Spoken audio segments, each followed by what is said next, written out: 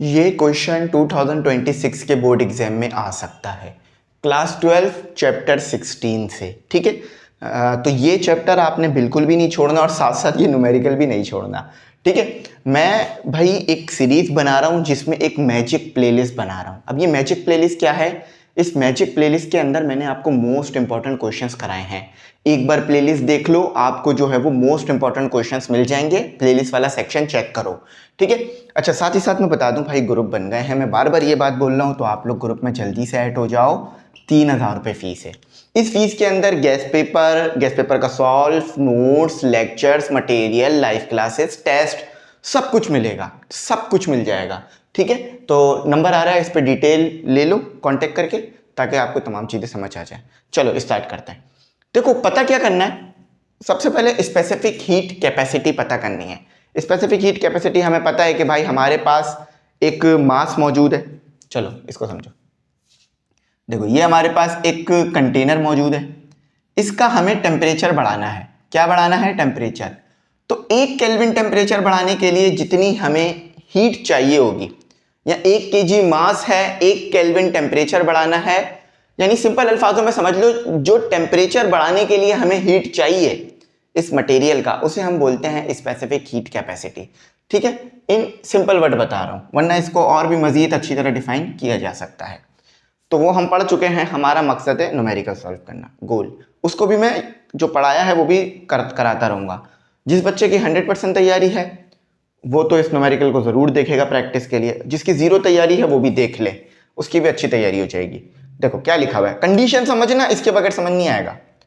Uh 50 gram piece of copper, आपके पास एक copper मौजूद है। अच्छा, अभी ये बता रहा हूं, कॉपर आपके पास मौजूद है एक, इधर सही से समझो, समझो आपके पास ये एक सिस्टम था।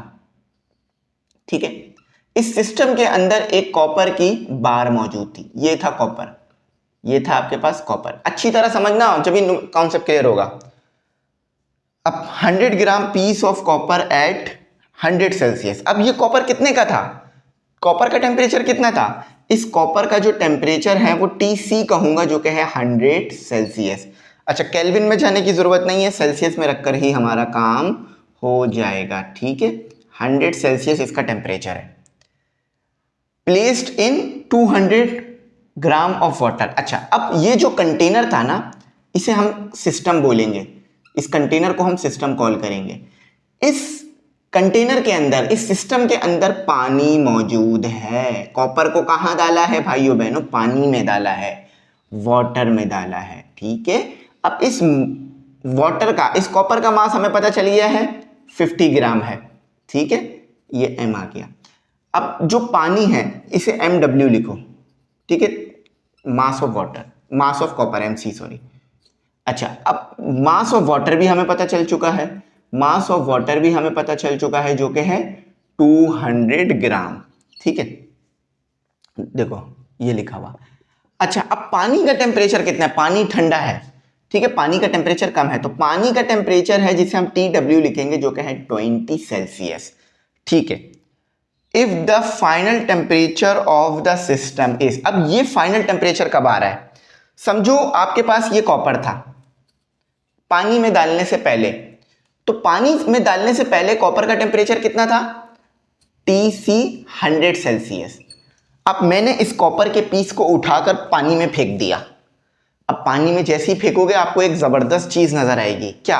बुलबुले निकलेंगे, क्योंकि ये गर्म है और पानी क्या होगा? गर्म होना शुरू हो जाएगा, है ना? यही होगा ना? देखो, आप ये चीज कर चुके हो भाई, कोई अक्सर हर किसी बच्चे ने ये किया होगा, आप नहीं करना, अब तो बड़े हो गए हो इसलिए बता रहा हूं। अक्सर बच्चे क्या करते थे, चम्मच को रख देते थे उसके ऊपर, चूल्हे पे, फ्लेम पे। जब चम्मच गर्म हो जाता था या लाल हो जाता था, उसको उठा के पानी में डालते थे और वो बुलबुले निकलते थे, धुआं निकलता था। तो एक केमिकल एक्सपेरिमेंट देख रहे होते थे बच्चे, लेकिन खतरनाक है, चम्मच हाथ पे लगा खाल उतर जाएगी उसी वक्त। इसी तरह से मैंने कॉपर को क्या किया? हीट करके 100 सेल्सियस का करा। अब इस 100 सेल्सियस के कॉपर को उठाकर मैंने इस पानी में डाल दिया।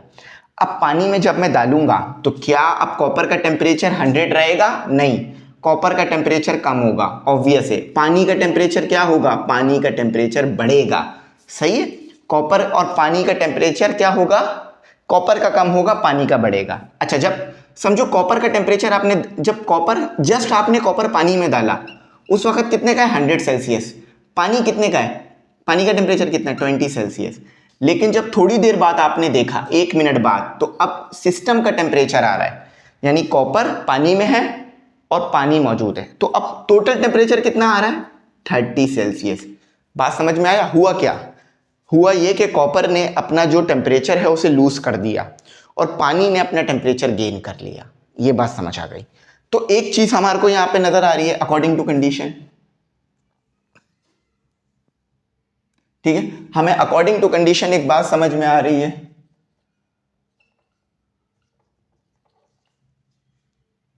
अकॉर्डिंग टू कंडीशन हमें क्या समझ में आ रहा है, अकॉर्डिंग टू कंडीशन हमें यह समझ में आ रहा है कि हीट लॉस कौन कर रहा है, heat lost, LOST, lost by, heat कौन लॉस कर रहा है, हीट लॉस कर रहा है हमारे पास कॉपर, ठीक है, हीट लॉस कर रहा है हमारे पास कौन, कॉपर। और हीट गेन कौन कर रहा है हमारे पास, heat gain by water, heat gain कर रहा है वाटर, ठीक है, हीट लॉस कर रहा है कॉपर, हीट गेन कर रहा है वाटर, जो कि हमें सिंपल नजर भी आ रहा है, देखने से भी समझ आ रहा है।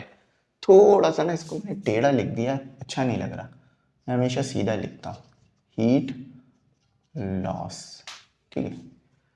तो अब थोड़ा बेहतर होगा, वाटर को नीचे लिख लो, ठीक है, सही है। हीट कौन लॉस कर रहा है, कॉपर, हीट गेन कौन कर रहा है, वाटर। अच्छा, अब ये फॉर्मूला आपने पढ़ रखा होगा, Q is equal to MC delta T।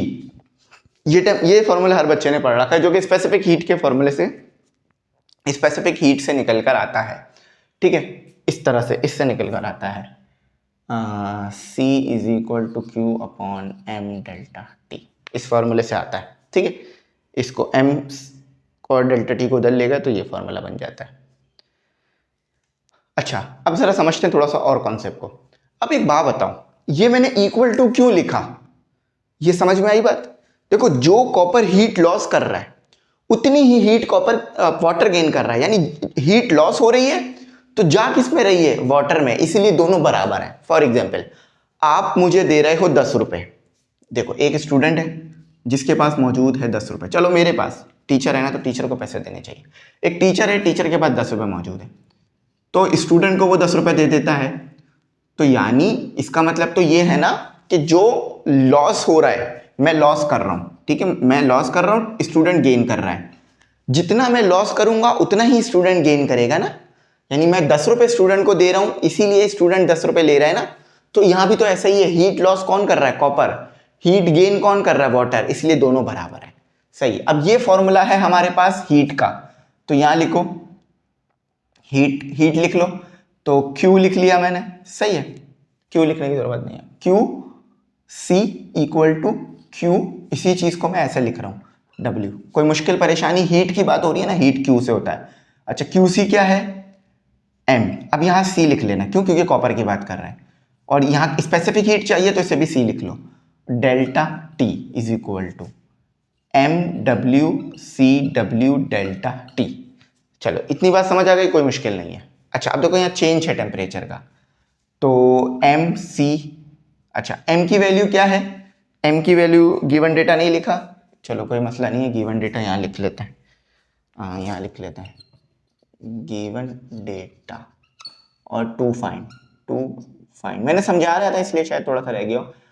तो फाइंड क्या करना है, C फाइंड करना है आपने, स्पेसिफिक हीट, देखो calculate the specific heat capacity of copper, ये फाइंड करना है, ठीक है, जो कि आपके फॉर्मूले में यहाँ पे मौजूद है, और बाकी सारी चीज़ें गिवन है। अच्छा, अब गिवन डेटा बना लेते हैं, तो अच्छा डेटा इसका काफ़ी बड़ा बनेगा, तो मुझे ऐसा लग रहा है मुझे डेटा यहाँ बनाना चाहिए, चलो गिवन डेटा यहाँ लिख रहा हूँ, गिवन डेटा, देखो हमें सबसे पहले क्या मिला, मास ऑफ कॉपर, जो कि मैंने बता दिया 50 ग्राम, बहुत कॉन्सेप्ट क्लियर हो चुका है तो मुश्किल होगी नहीं समझने में। अच्छा, उसके बाद मास ऑफ वाटर हमें मिला, जो कि हमें मिला 20 ग्राम, उसके बाद हमें टेम्परेचर सिस्टम का मिला जो कि 30 सेल्सियस है। उसके बाद टेम्परेचर हमें कॉपर का मिला जो कि 100 सेल्सियस है। उसके बाद टेम्परेचर हमें वाटर का मिला जो कि 20 सेल्सियस है। बाकी कोई चीज़ चाहिए होगी तो वो यहाँ से मिल ही जाएगी। अच्छा, वाटर की स्पेसिफिक हीट कैपेसिटी गिवन है 4.184 जूल पर ग्राम सेल्सियस। अब देखो मैंने यूनिट क्यों तब्दील नहीं कर रहा, ग्राम को केजी में क्यों नहीं ले जा रहा, सेल्सियस को केल्विन में क्यों नहीं ले जा रहा। ये देखो ये जो आंसर दिया हुआ है ना, इसमें जो यूनिट है वो ग्राम में है, तो इसीलिए इसे चेंज नहीं करना। टेम्परेचर सेल्सियस में है इसीलिए इसे भी चेंज नहीं करना। समझ गए, बस यही समझाना था। अब वैल्यूज़ को सब्स्टिट्यूट करते हैं। एम की वैल्यू क्या दी हुई है आपको, एम की वैल्यू दी हुई है, एम सी की वैल्यू दी हुई है आपको 50, ये तो पता ही करना है। अच्छा, अब डेल्टा टी, देखो टेम्परेचर का डिफरेंस आता है। इनिशियल टेम्परेचर कितना था 100, माइनस कर दो 30 से। देखो आपको ये ध्यान रखना होगा कि पॉजिटिव वैल्यू आनी चाहिए, इसीलिए ऐसा कर रहे हैं। वैसे तो ये होता है ना, डेल्टा टी का मतलब तो ये होता है ना T2 माइनस T1, तो इस तरह तो TS माइनस आना चाहिए, तो चाहे तो वो भी कर सकते हो, कोई मसला नहीं है। चाहो तो ये कर दो 30 माइनस 100, सही, ऐसे कर लो, जैसा बेहतर लगे कर सकते हो। अच्छा, उसके बाद ये आ गया, ये चीज़ पुट हो गई। WC आपको MW आपको मिला हुआ है 20 और CW आपको हुआ है 4.18 और दोबारा डेल्टा टी निकालना है तो कितना होगा 20 माइनस, देखो यहाँ पर मुझे नेगेटिव वैल्यू चाहिए होगी, तो ये 20 पहले आ गया फिर 30 आ गया। फाइनल टेम्परेचर 20 था, इनिशियल 30 था, यानी जब हम, नहीं ये गलती हो रही है, फाइनल टेम्परेचर यहाँ देखो मुझे पॉजिटिव में चाहिए आंसर, यहाँ पॉजिटिव वैल्यू चाहिए, तो इसीलिए मैं 20 को पहले एक मिनट रुको, यहाँ मुझे नेगेटिव चाहिए इसीलिए मैं 20 को पहले लिख रहा हूँ, 30 को बाद में लिख रहा हूँ, क्योंकि यहाँ पर गेन हुआ है इसीलिए। ठीक है, तो ये कॉन्सेप्ट समझ में आ गया।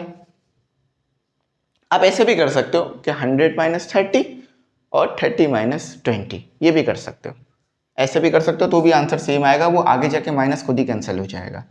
इन्हें आपस में सॉल्व कर दो, 50 TC और ये आ गया आपके पास -70, ठीक है, और ये हो गया 24.18 और ये आ गया -10, ठीक है।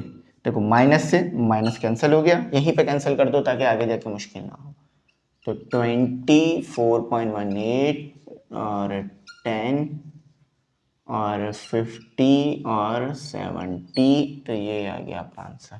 तो स्टूडेंट यहाँ तक आपको बातें समझ में आ गई हैं। आप एक छोटी सी ना एडिशन कर लो, और वो एडिशन क्या है कि ये 20 नहीं है 200 है, बस ये एक छोटी सी एडिशन है, ये 20 नहीं है 200 है। देखो लिखते हुए अक्सर इस तरह जीरो वगैरह कभी मिस हो जाते हैं, तो ये 20 नहीं है 200 है, बस उसके अलावा और कोई गलती नहीं है, बाकी सब सही है, सारा कॉन्सेप्ट सही है, बस ये छोटी सी एडिशन थी, इसकी वजह से आपका आंसर आ जाएगा 2.38। अच्छा, यूनिट यहाँ से मिल जाएगा, तो जूल पर ग्राम कूलम, सॉरी कूलम बोल रहा हूँ, सेल्सियस। ठीक है, तो ये आपका फाइनल आंसर था। आई होप ये आपको अच्छी तरह समझ में आया होगा। सारा कॉन्सेप्ट वही है जो रहेगा, बस ये तो बच्चों से भी एरर हो जाती है, बड़ों से नहीं होनी चाहिए, खासतौर पर टीचर से तो नहीं होनी चाहिए, कि ये 200 है, ठीक है, यहाँ गलती से ना 20 लिख दिया था, तो ये एरर हम अमूमन बच्चे कर जाते हैं, तो इसका मतलब ये नहीं है कि टीचर भी सेम मिस्टेक दोहरा दे, तो इसको बस ठीक कर लो, बाकी सारा सही है। अगर आप ये 20 रखोगे ना तो 0.28 आएगा, 0.23 आएगा, जबकि आना चाहिए 2.38। तो आई होप मेरी बात यहाँ पर आपको समझ में आ गई होगी। मैंने बहुत डिटेल में ले जाकर सारे कॉन्सेप्ट क्लियर किए हैं, लेकिन फिर भी भाई हो सकता है कोई बात समझ ना आई हो, कुछ रह गया हो, कमेंट सेक्शन का इस्तेमाल करके पूछ लेना, मैं गाइड कर दूंगा। यहीं तक रखते हैं, कोई बात समझ ना आई हो तो ज़रूर पूछना। थैंक्स फॉर वॉचिंग, अल्लाह हाफिज़। कीमती दुआओं में ज़रूर याद रखना।